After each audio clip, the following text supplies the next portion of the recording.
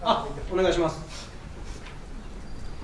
あの人はね、いつもね、厳しいんですよ。2つお願いしたいんですけど、1点は先ほどデジタルファン高収益のモデルの中で、ぜひタイで展開できないのかって話をぜひお聞きしたいということと、そもそもですね、もともとタイでオートバイリースをやった頃は、確かに勢いある会社ではあったと思うんですけど、今のような、こんなような成長はできなかったと思うんですね。で、カンボジアに進出することを決めて、今のデジタルファンスモデルを、今までのタイとは全く違うビジネスモデルになっているわけなんですけど、どうやっていろいろ試行錯誤しながら作り上げたと思うんですけど、この辺りの苦労話というか、聞かせてもらえないでしょうか。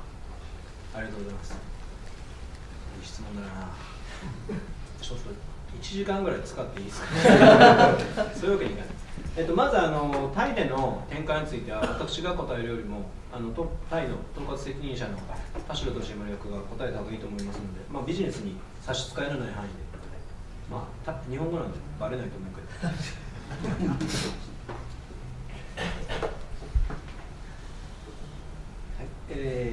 改めまして取締役の田代でございます。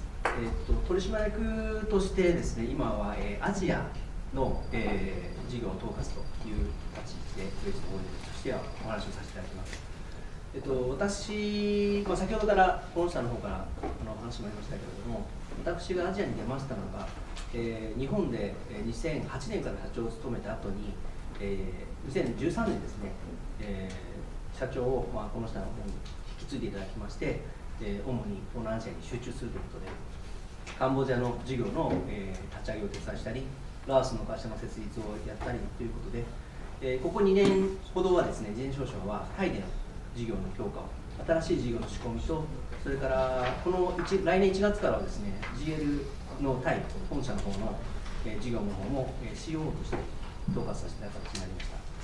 で、今のご質問についてお答えいたしますと、今までタイで行ってきた事業、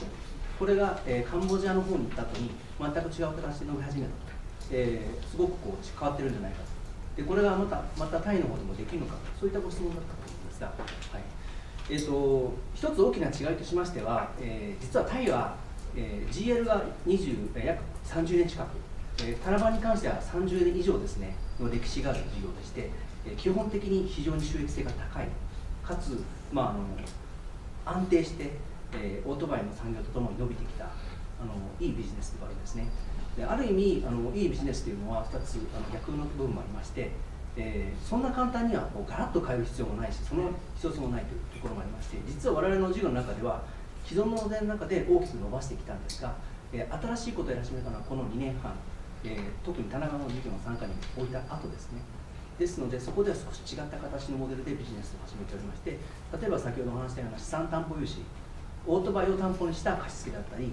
車を担保にした貸付だったりという事業を今非常に早く伸ばしている状態です。そういう意味では、既存の事業と違うビジネスに育ってきております。で、一方でオートバイの、新車のファイナンスといったような新規の事業が、カンボジアの方が非常に伸びているということについては、これは我々がデジタルファイナンスという新しい観点で新しいDNA を入れてですね、ゼロから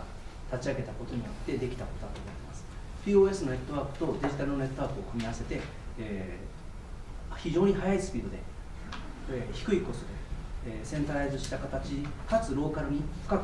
入り込んだというビジネスモデルを作ることが出来上がったんですね。これまでそれはタイの中では、基本的には、その既存の新車のファイナンスの事業に関してはあまりやってきておりませんでした。それを、やっていくというのが来年私の、ミッションであるかなというふうに思っています。実際には実にこの数ヶ月内、ここ数年の間でですね、新しい事業となる実はデジタルファイナンスの基盤になるようなソフトウェアもいくつか開発をしておりまして、昨年から実は、導入を始めています。カンボジアとは少しまた違う形のビジネスモデルなので、これは具体的にはまた来年にいろいろ発表させた形になると思いますけれども、そういうモデルをまた、タイはタイで、カンボジアだったりラオスと違って、もう一歩先を行っている部分、逆に言うと、まだレガシーが残っている部分、環境は違っておりますので、その市場に合わせて、我々の新しいタイプのデジタルファイナンスをやっていけると思いますし、すでにここ数年で手応えをつかんでいますので、そこは進めていけると思っています。期待していただければ。はい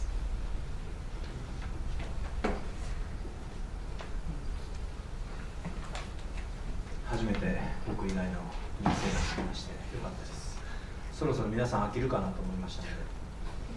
で、はい、もう一つのご質問の方で、なぜこのようなことを始めたのかということなんですけど、そうですね、タイという国はですね、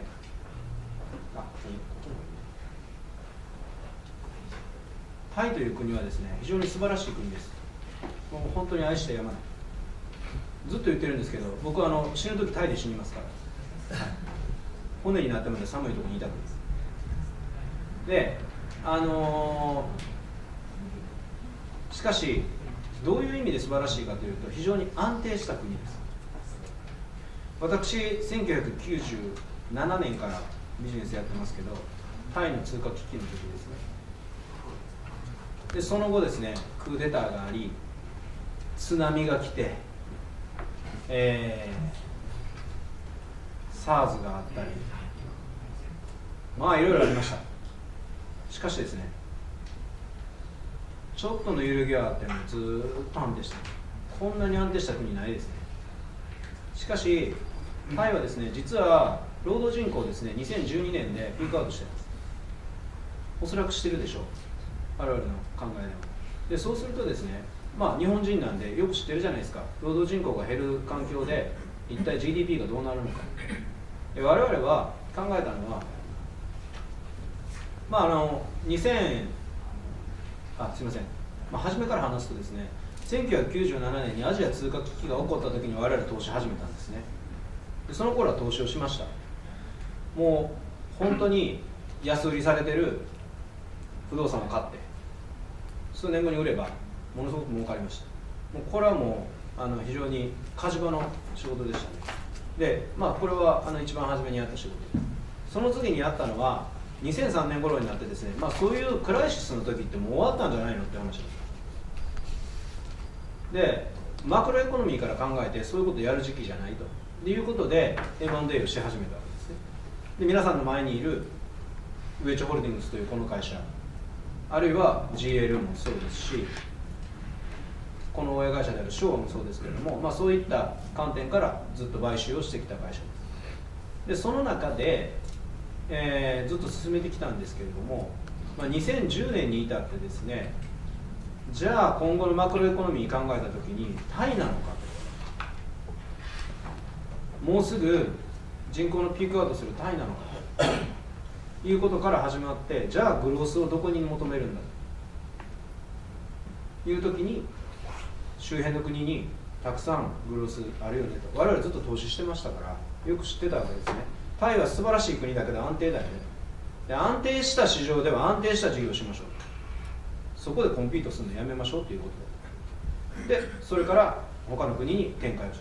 た。ただ展開するときに条件が違って、カンボジアはですね、今でもですね、我々の顧客の 80% 銀行口座を持ってないんですよ。タイ人で持ってない人はほとんどいないんです。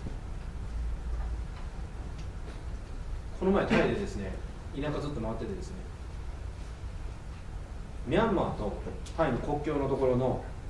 道路走ってたんですよ、車で。本当にここミャンマーみたいな道路ですね。何せあれですから、軍の基地があったんですね。軍の基地ってなんでこっちに向けて竹槍向けてんのかなみたいな策が、よく見たらミャンマー軍の横通っていったんですよ。そういうところこう走ってたんですよ。そしたらですね、少数民族の村の表の門があるんですけど、村に入る、そこにバイクとファイナンスの看板がついてましたね。もうこれきついなこの国と思いました。はい、前々から分かってましたけど、そういうのを実感していくのがすごい重要なんですけどね。でそういう国で、今後はもうやっていくんかというと、そうじゃないだろうということで始めたわけです。でその時に実際問題として一番広がっているインフラっていうのは正直携帯電話だったんですね。で携帯電話とかインターネットを使ってどうやって広げていくのかっていうのが一つの勝負でした。でもう一つはやっぱりですね、 Facebook とかね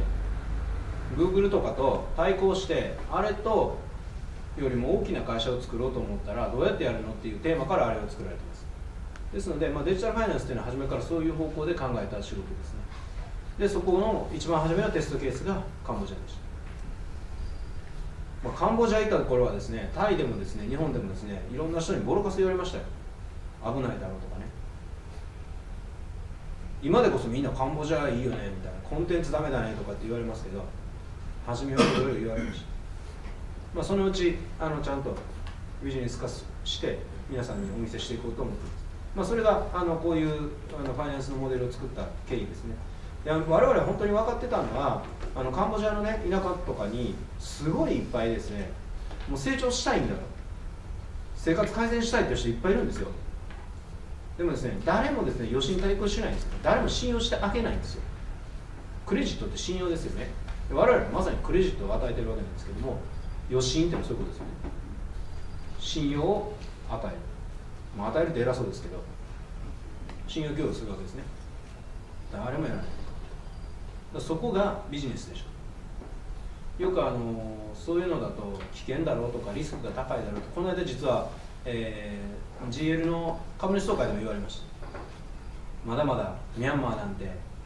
危ないじゃないかと、株主さんのお一人からね、そういうところはもう少し後にして、他人と同じことをやってバンコクでやるんだったら我々じゃなくていいし、投資家のうちでおそらくそういう他人がやらないことをちゃんとやっていくような経営者が必要な方が我々のところに投資をされるんだと思います。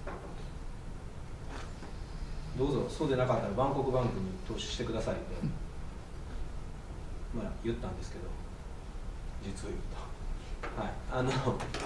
別にバンコクバンクが悪いわけじゃないんですよ。あれはあれで一つの意味のある仕事ですよね。だから我々は全然違う意味の仕事をやっている。そして今後よく考えてください。例えばアフガニスタンとか、今はまだぐちゃぐちゃですけど、内戦が終わった後に絶対にファイナンス必要なんですよ。カンボジアそうでしたから。最後にドンパチやったのってあれ2004年ですからね、彼らは。僕は2000年頃にプノンペン行った時、ホテルで寝てたら遠くで毎晩パンパンって音鳴ってましたね。まだあの頃は怖かったね。今も全然ですけどね、夜中酔っ払って歩いてても全然危なくない、はい、なんでそういうところで先に行けるっていうことがポイントだと思いますね。はい、まあ、こういうビジネス観で進めています。はい、以上お答え申し上げました。